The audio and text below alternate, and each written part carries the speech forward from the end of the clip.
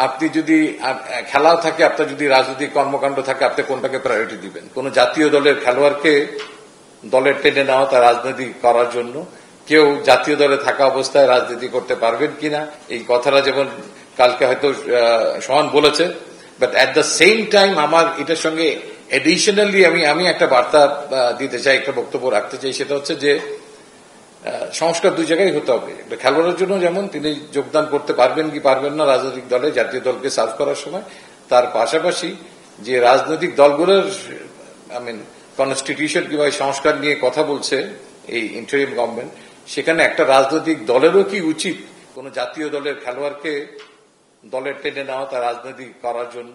তারা তো জনগণের জন্যই কাজ করে, দেশের জন্যই ভাবে। So it's not a one way traffic. You can't blame a player only, you should blame as well the political parties as well.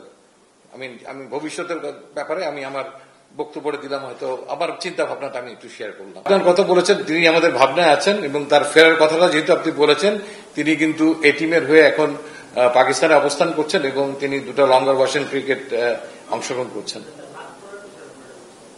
এখানে আপনি একসঙ্গে তো মিডল অর্ডারে তার জায়গা তো নেই। আপনি তাহলে আমাকে একটা কথা বলেন যেখানে আমি কাকে বাদ দিতে পারতাম।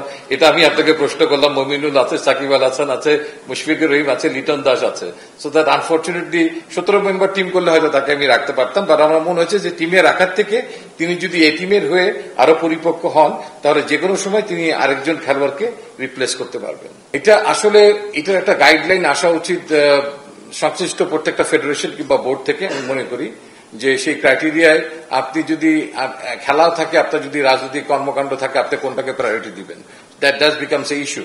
সো দ্যাট সেই কারণে বোর্ডের একটা স্পেসিফিক আমার মনে হয় দিক নির্দেশনা যদি থাকে তাহলে মনে ভালো হয়। তাহলে আর কেউ কোনো খেলোয়াড় আর রাজনীতিতে যাওয়ার আগে চিন্তা করবেন যে তার প্রায়োরিটি কোথায়।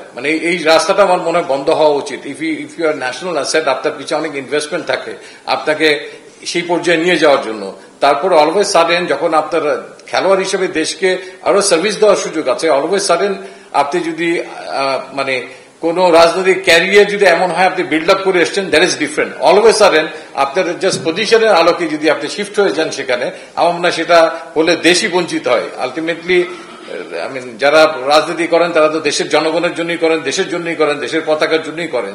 সো মাই পয়েন্ট ওয়াজ, তাদেরও যেমন ভাবনার বিষয় আছে যে একটা প্লেয়ারকে যেখানে আরেক জায়গায় খুব ভালো সার্ভ করছে তাকে আপনি নেবেন কিনা, না উচিত কিনা, ঠিক একইভাবে একটা খেলোয়াড়কেও তার প্রায়োরিটি সেট করা উচিত। মানুষ ভুল করে, আবার তার শুধরানোর সুযোগ আছে। আমি মনে করি যে সাকিব আল হাসান কিংবা অন্য খেলোয়াড়, যে কোনো খেলোয়াড়ই হোক, তিনি যদি কোনো ভুল করে থাকেন তার পথ চলার মধ্যে, আমার মনে হয় তাকে তার নিজেরই একসময় বোঝার সুযোগ হবে তিনি কোথায় ভুল করেছেন এবং সঠিক ট্র্যাকে তিনি আবার নিজেকে নিয়ে আসতে পারবেন।